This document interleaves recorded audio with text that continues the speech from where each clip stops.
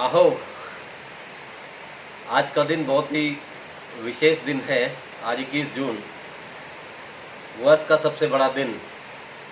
और साथ ही साथ में अजीब से संजोग, आज के दिन सूर्य ग्रहण रहा, जो 350 साल बाद हुआ। पूरी दुनिया में ऐसा सूर्य ग्रहण पहले नहीं हुआ 350 सालों में। उसके साथ साथ आज अंतर्राष्ट्रीय योग दिवस भी है और इंटरनेशनल फादर्स डे भी है। तो मैं सबसे पहले आपको फादर्स डे की शुभकामनाएं देता हूँ। पिता एक ऐसा शब्द जिसमें भावनाएं हैं, लेकिन साथ ही साथ जिम्मेदारियां हैं।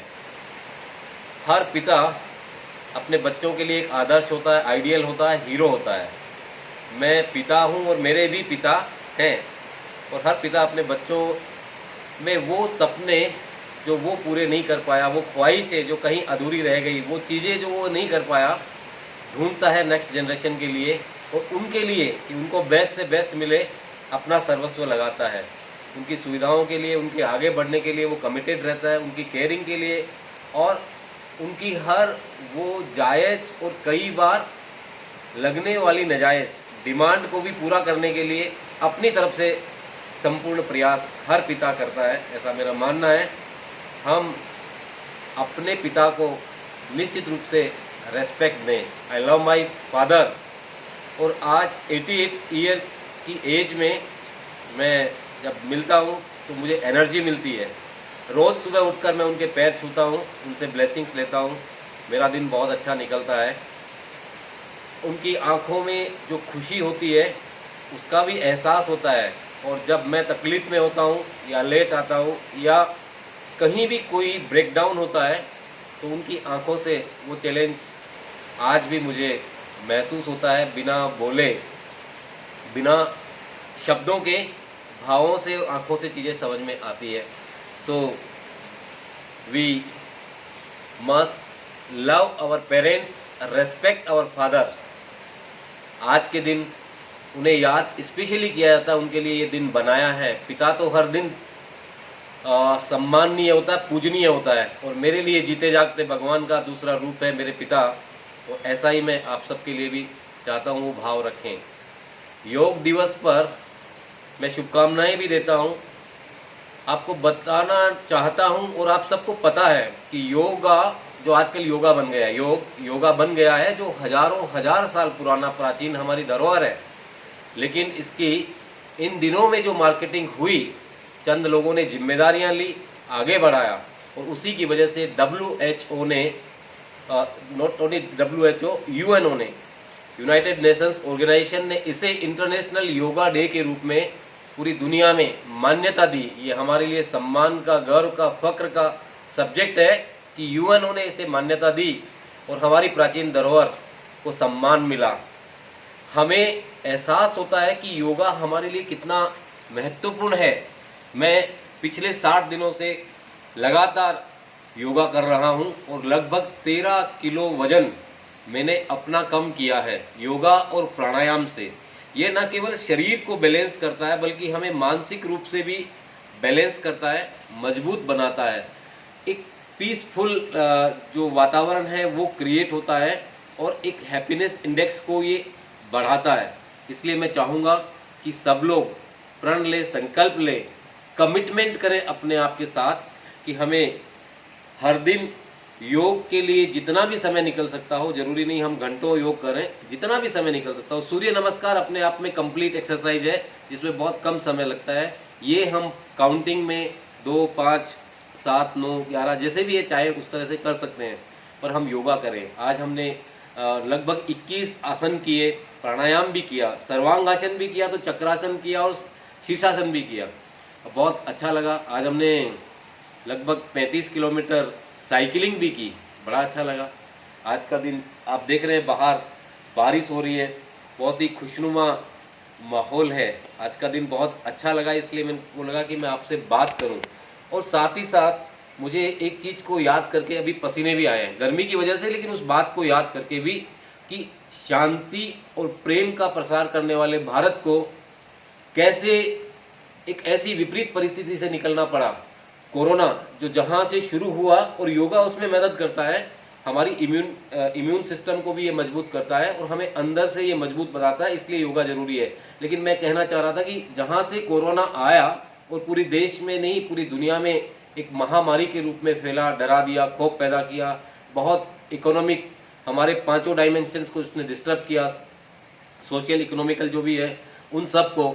लेकिन उसी के साथ साथ अभी चंद दिनों पहले चाइना ने जो हमारे भारतीय सैनिकों पे, हमारा जो कर्नल था, सीओ था संतोष बाबू, उन पे अटैक करके निहत्थे रूप में, केवल बातचीत करने के लिए वो जा रहे थे, देखने के लिए वो जा रहे थे, उन पे अटैक किया। वो बहुत ही दर्दनाक बर्बर थी और जितनी निंदा की जाए उतनी कम है उस घटना की।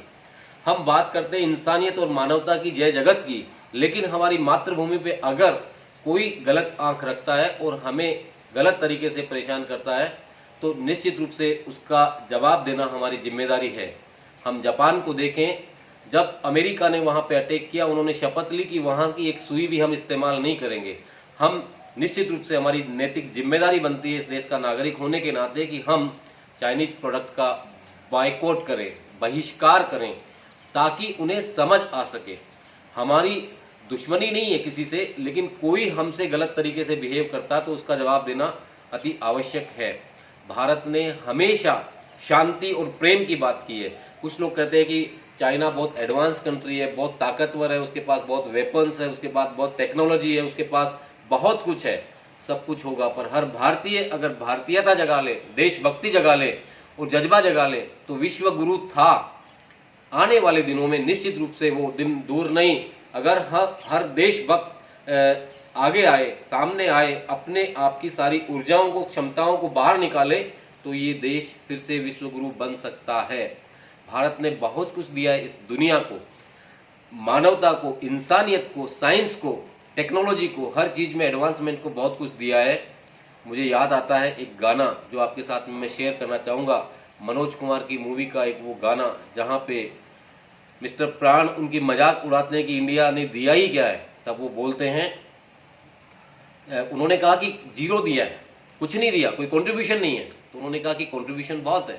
उस गाने से आप समझिएगा, जब जीरो दिया मेरे भारत ने, मेरे भारत ने, मेरे भारत ने, दुनिया को तब गिनती आई, तारों की भाषा भारत ने दुनिया को पहले सिखलाई, देता ना दशमलव भारत तो यूं चांद पे जाना मुश्किल था, धरती और चांद की दूरी का अंदाजा लगाना मुश्किल था, सभ्यता जहाँ पहले आई, पहले जन्मी जहाँ पे कला, अपना भारत वो भारत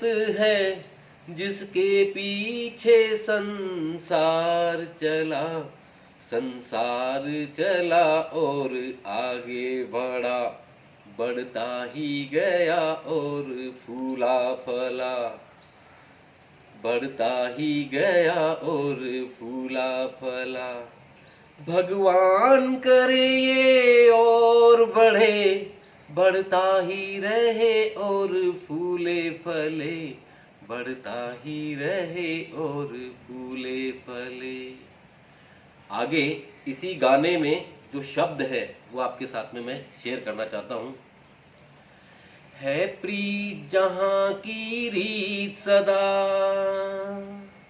है प्रीत जहाँ की रीत सदा, मैं गीत वहाँ के गाता हूँ, भारत का रहने वाला हूँ, भारत की बात सुनाता हूँ, है प्रीत जहाँ की रीत सदा, काले गोरे का भेद नहीं, हर दिल से हमारा नाता है, कुछ और न आता हो हमको, हमें प्यार निभाना आता है, जिसे मान चुकी सारी दुनिया, ओ जिसे मान चुकी सारी दुनिया, मैं बात वही दोहराता हूँ, भारत का रहने वाला हूँ, भारत की बात सुनाता हूँ, है प्रीत जहाँ की रीत सदा। जीते हो किसी ने देश तो क्या, हमने तो दिलों को जीता है। जहाँ राम अभी तक है नर में, नारी में अभी तक सीता है।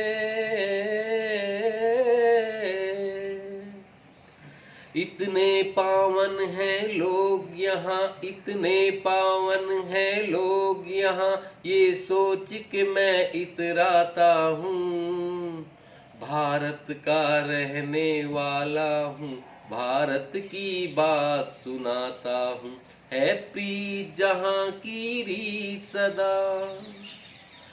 इतनी ममता जहाँ नदियों को भी माता कह के बुलाते हैं, इतना आदर इंसान तो क्या पत्थर भी पूजे जाते हैं। इस धरती पे मैंने जन्म लिया, और जिस धरती पे मैंने जन्म लिया, ये सोच के मैं इतराता हूँ, भारत का रहने वाला हूँ, भारत की बात सुनाता हूँ, है प्रीत जहाँ की रीत सदा।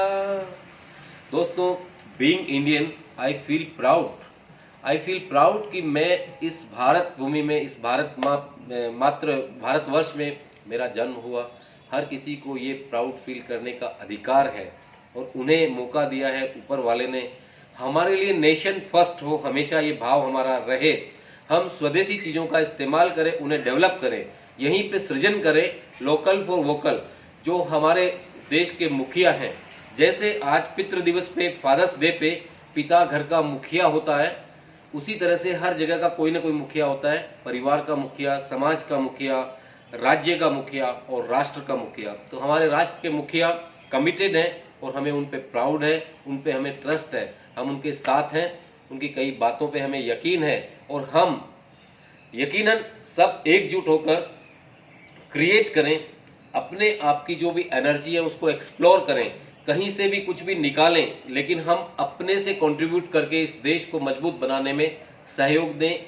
जय हिंद, जय भारत और जय जगत। Thank you.